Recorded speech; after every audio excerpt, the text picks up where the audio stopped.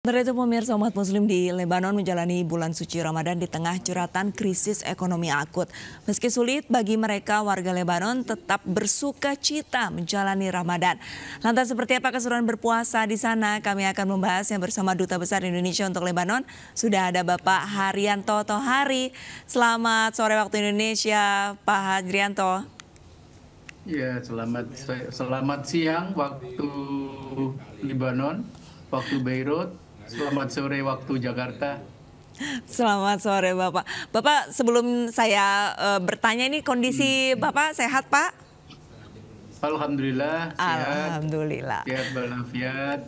Alhamdulillah. Pak Haryanto, ini lantas bagaimana sih Pak mengenai kehidupan muslim di sana? Bisa diceritakan nggak sih Pak? Ya, Lebanon itu negara Arab yang paling multikultural ya, paling pluralis ya, dan jumlah penduduk Lebanon sekitar 6 juta itu terdiri dari berbagai macam agama dan sekaligus sekte keagamaan yang jumlahnya di antara mereka itu hampir seimbang. Oke. Sehingga dengan demikian ya kecenderungan multikulturalisme, pluralisme itu sangat menonjol dalam kehidupan sehari-hari warga Lebanon, yang sangat unik ya, berbeda dengan negara-negara Arab yang lain. Misalnya dari satu hal saja, Lebanon itu adalah satu-satunya negara Arab yang libur kerja pada hari Minggu. Oke. Sementara seluruh negara Arab yang lain itu libur hari Jumat. Hari Jumat. Oke. Ya. Kemudian yang kedua, Lebanon ini satu-satunya negara Arab yang presidennya harus beragama Kristen. Mereka mempunyai kesepakatan nasional yang disebut dengan konfesionalisme, yang memang melakukan pembagian kekuasaan berdasarkan sekte keagamaan. Okay. Jadi presiden Lebanon itu harus dari golongan Kristen Maronis. Perdana Menteri, Prime Minister, harus dari golongan Muslim Sunni. Oke. Okay. Ketua Parlemen, Speaker of the Parliament, itu harus dari golongan Muslim Syiah. Demikian seterusnya ya. Misalnya kabinet itu harus setengah Muslim, setengah Kristen. Anggota parlemen juga sudah dipatok 50% Kristen, 50% Muslim. Nah, begitu. Itu salah satu di antara beberapa keunikan Lebanon. Maka dari itu dalam suasana hari-hari besar keagamaan seperti Paskah, Natal, puasa Ramadan, Idul Fitri, 10 Asyura, dan hari-hari besar keagamaan yang lainnya itu selalu berlangsung dengan sangat khidmat dan meriah, dan itu bagi masyarakat Lebanon sudah merupakan bagian dari kehidupan sehari-hari sejak zaman dahulu kala. Itu bukan pluralisme Lebanon, itu bukan sebuah fenomena baru. Okay. Karena itu suasana Ramadan juga sudah biasa saling mengucapkan selamat, Ramadan Karim, Ramadan Mubarak, begitu ya. Kalau misalkan dari mendengarkan dari cerita Bapak ini, berarti Lebanon ini sangat pluralisme dan sangat terbuka dengan adanya perbedaan. Lantas untuk perkembangan Islam di sana seperti apa Pak? Apakah termasuk agama yang mayoritas atau minoritas? Mungkin seperti saya katakan tadi, itu nyaris seimbang ya. Sebetulnya antara Islam dan Kristen di Lebanon itu nyaris seimbang. Kalau toh lebih banyak Muslim itu juga tidak terlalu banyak ya. Mungkin antara 55 sampai 45% begitu. Okay. Tetapi seperti saya sampaikan tadi, masing-masing agama itu memiliki sektenya masing-masing. Seperti Kristen itu juga ada banyak sekte, Islam juga banyak sekte, yang semuanya itu kalau sekte agak besaran gitu, itu berjumlah 18 sekte keagamaan yang masing-masing itu mendapatkan bagian yang sudah pasti dalam kekuasaan negara. Nah, karena itu pluralismenya juga pluralisme yang sudah baku, bahkan bukan hanya merupakan kesepakatan nasional, juga bukan hanya sekedar gentleman agreement, ya, tetapi sudah masuk di dalam konstitusi Lebanon, gitu loh. Karena itu pluralismenya betul-betul sebuah pluralisme yang bukan hanya semangat atau keinginan, tetapi diformalkan di dalam konstitusi.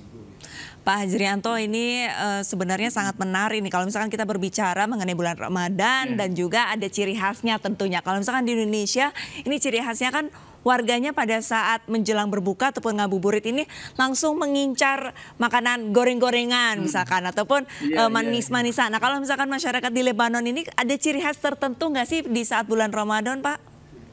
Oh ya, masyarakat Lebanon biasa berbuka bermacam-macam ya, karena memang masyarakat Lebanon ini boleh dikatakan selera berpakaian, selera makan dan sebagainya itu meskipun negara Arab, tapi sangat Western, itu sangat Barat ya. Tetapi dalam buka puasa itu mereka selalu ada kurma ya, ada kurma. Jadi kurma itu selalu tersedia dalam acara-acara buka puasa.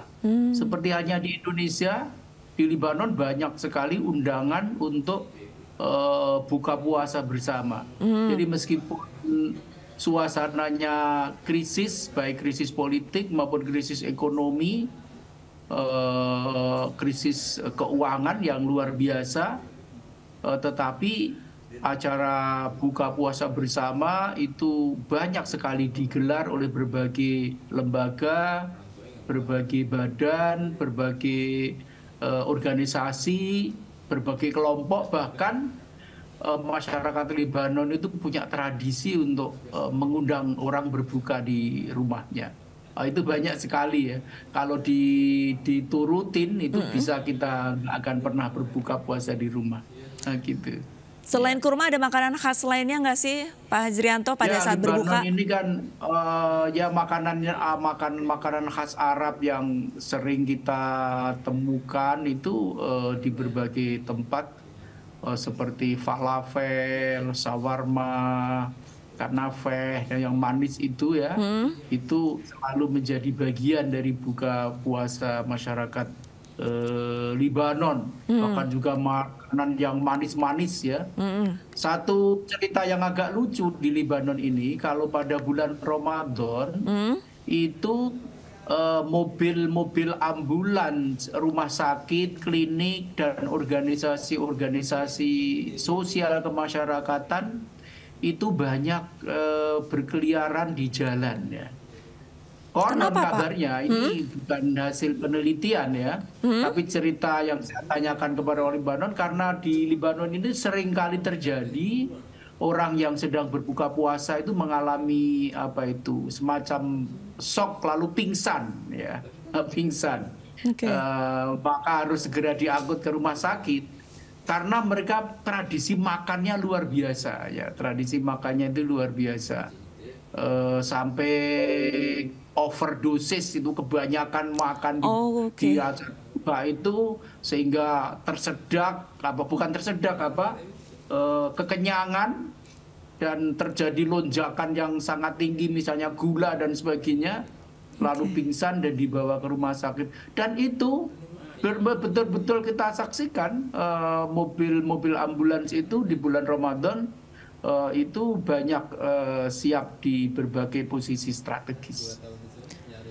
Berarti dengan kata lain justru memasuki bulan Ramadan ini bisa dikatakan banyak orang yang sakit karena tersedak ataupun gula darahnya tinggi pada saat berbuka itu tradisi makannya itu sangat banyak, kurang lebih seperti itu ya Pak Hajrianto? Betul. Karena memang volume makan masyarakat di sini itu bisa 2,5 sampai 3,5 kali lipat kita ya. Wow. Sebagai contoh karikatural saja, itu orang-orang Indonesia di Libanon, termasuk di dalamnya para mahasiswa, terutama perempuan ya, itu kalau makan sawarma itu roti gulung yang panjang, semacam kebab ya Pak ya? Daging, telur dan sebagainya ya. Yang saat itu yang panjangnya kira-kira berapa ya, 20 sampai 30 cm itu ya. Itu kalau Indonesia itu untuk menghabiskan separuh sawarma saja itu sudah perlu perjuangan itu. Ya, sudah perlu perjuangan.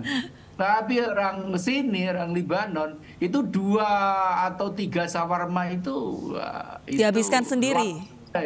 Iya, untuk satu orang itu sudah biasa. Maka dari itu postur orang sini jauh lebih tinggi dan lebih besar daripada orang Indonesia. Baru 2 hari yang lalu ada pertandingan sepak bola antara timnas sepak bola wanita Indonesia melawan timnas sepak bola wanita Libanon. Baru minggu ini. Baru minggu ini ya Pak ya? Ya, saya menonton dari sebelum mulai sampai selesai dan saya lihat betapa postur pemain Indonesia itu jauh di bawah postur pemain-pemain di Libanon.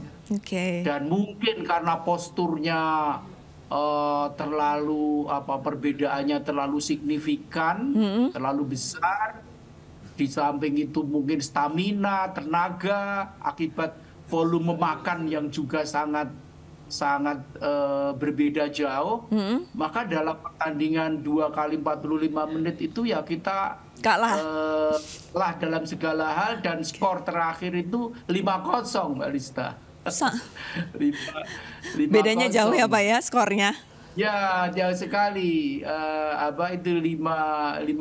Saya lihat betapa mereka ini dalam 2 kali 45 menit pemain timnas sepak bola perempuan Libanon itu begitu masih tetap kuat, energi, dan pemain-pemain kita belum mencapai 2/3 permainan itu sudah kelihatan berat ya. Kelihatan berat. Memang saya rasa persoalan makan itu hal yang sangat penting ya untuk pembangunan dan pengembangan kualitas sumber daya manusia.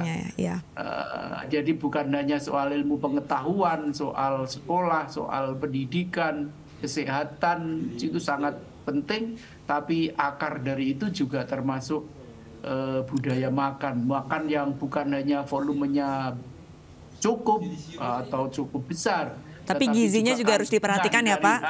Kandungan dari makanan itu. Betul. Di sini kan banyak dan kandungannya tinggi gitu loh, itu Mbak Lista. Pak Hajrianto ini berbicara mengenai tadi Bapak sempat mengatakan bahwa minggu ini ada pertandingan antara timnas Indonesia dengan timnas Lebanon. Nah, kalau misalkan untuk diasporanya sendiri Pak di Lebanon, ini apakah suka mengadakan pertemuan nih pada saat bulan Ramadan ini untuk mungkin bernostalgia memasak bersama masakan Indonesia seperti itu? Kira-kira ada nggak sih Pak? Ya, itu sudah menjadi tradisi yang sangat kuat dan mentradisi dari tahun ke tahun ya. Diaspora Indonesia di Libanon ini sekarang berjumlah sekitar 1.500 sampai 1.600. Tapi sebagian besar adalah Tentara Nasional Indonesia berjumlah hampir 1.300 ya. Yang menjadi pasukan pemelihara perdamaian PBB.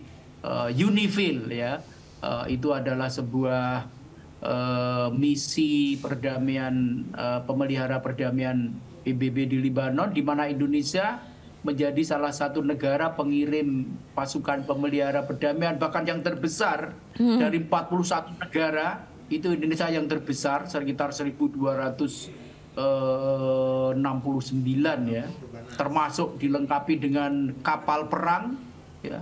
Jadi ada kapal perang Indonesia di Libanon. Sekarang yang bertugas adalah KRI Franz Kaisyopo. Ya. Itu dengan pasukan kita 120 orang, 8 diantaranya perempuan. Oke. Ya, itu bertugas di Libanon. Jadi ada sekitar hampir 1.300 semuanya. Kemudian mahasiswa Indonesia sekitar 60 sampai 65 dan warga negara Indonesia yang bekerja di Libanon itu cukup banyak. Kemudian juga orang Indonesia yang berkeluarga di Lebanon, menikah dengan orang Libanon, tambah dengan keluarga besar KBRI, itu kira-kira 1.600-an warga negara Indonesia. Selalu kita mengadakan buka puasa bersama, memasak makanan Indonesia, khas Indonesia, ya khas Indonesia supaya mengobati kerinduan pada tanah air. Seperti bikin kolak, buka yang manis-manis dengan membuat kolak, dengan kemudian makan besar dengan masakan khas Indonesia, ya bikin gulai, bikin sayur lodeh, juga kita penggemar kikil, gitu ya misalnya. Baik. Tunjang ya, yang orang Libanon ini seperti orang Barat kan, tunjang, kepala ikan, tidak dimakan ya, ayam, jeruan ayam, itu kan mereka tidak dikonsumsi. Kan? Betul. Kita kikil dan semuanya itu tadi bisa diolah khas Indonesia. Itu menjadi obat rindu pada tanah air. Kita selalu mengadakan itu, bahkan nanti puncaknya pada Hari Raya Idul Fitri kita mengadakan silaturahmi seluruh masyarakat Indonesia sambil makan opor ayam khas Lebaran kita. Opor ayam. Baik, berarti untuk makanan yang paling dirindukan, baik untuk Pak Hajrianto pribadi dan juga diaspora yang ada di Lebanon ini, salah satunya selain opor ayam adalah masakan Padang ya, seperti kikil dan tunjang. Ya, betul. Ya. Baik, terima kasih banyak atas. Sebagainya mereka selalu pesan itu ya. Baik, terima kasih banyak atas dialognya Bapak Hajrianto Tohari, Duta Besar Indonesia untuk Lebanon. Salam sehat Bapak.